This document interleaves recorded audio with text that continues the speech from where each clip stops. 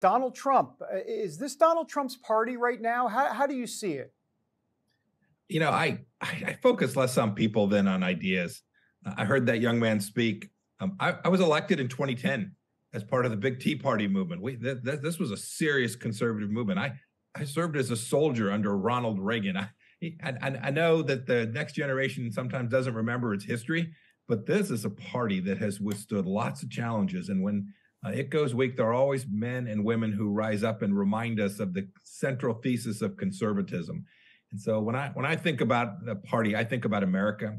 I think about its virtues. I think about its exceptionalism. I don't focus on the person, but on the set of ideas that has made this country so special. And I'm convinced we didn't have a very good election because we had too few candidates that were prepared to defend the things that we did for our 4 years as part of the Trump administration. We're prepared to defend the greatness of our nation.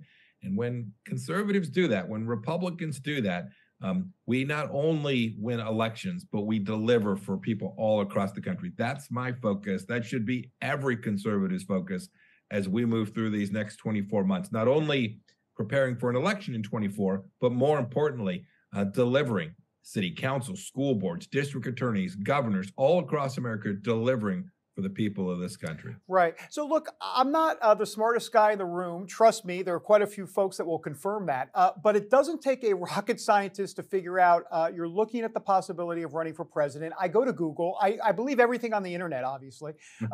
You had a couple of tweets last month that seemed to tweak Donald Trump a little. You're a straight shooter. I want to ask you about him. This is what you said first. You said, we need more seriousness, less noise, and leaders who are looking forward, not staring in the rearview mirror claiming victimhood. And then you said this, we were told we'd get tired of winning, but I'm tired of losing, so are most Republicans. So those tweets are pretty obvious about Trump. Am I reading something into that, or is that true?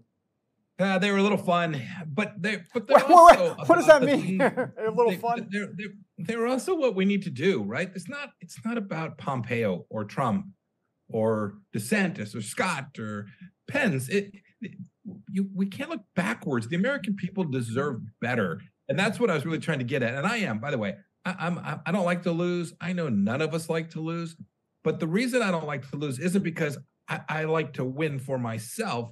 It's because if we lose, we will turn over to the next generation of Americans a country that is weaker, less profoundly exceptional than it has been for the last 250 years, and a nation that has the risk of coming apart. And I'm not about to leave this republic in that place. Yeah. And so these tweets, the idea was, no, we have to win, and we need to make arguments about the future. We need to build the case for why we're going to close the border, why we're going to shut down, why we're going to keep America more secure, why we're going to have a foreign policy that is restrained but tough and deters our adversaries, why we can deliver for American families. When we do those things, America will win. And that's what I was really getting at there. And just to be clear, I mean, look, you're a friend of Donald Trump. You're a good friend of Donald Trump. You like Donald Trump. But what you're saying is that this idea of looking back and relitigating stuff, that's not the way forward for the Republicans. Is that what you're saying?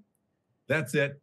We got to go fix the things that are broken, and you need to peer back to see what's broken. Okay. But once you've identified what's broken, what has to happen is you got to move forward. You got to look at the things that are going to work to actually fix the problems that have been identified. Right. And that certainly includes election integrity, making sure we have safe, sound, transparent elections.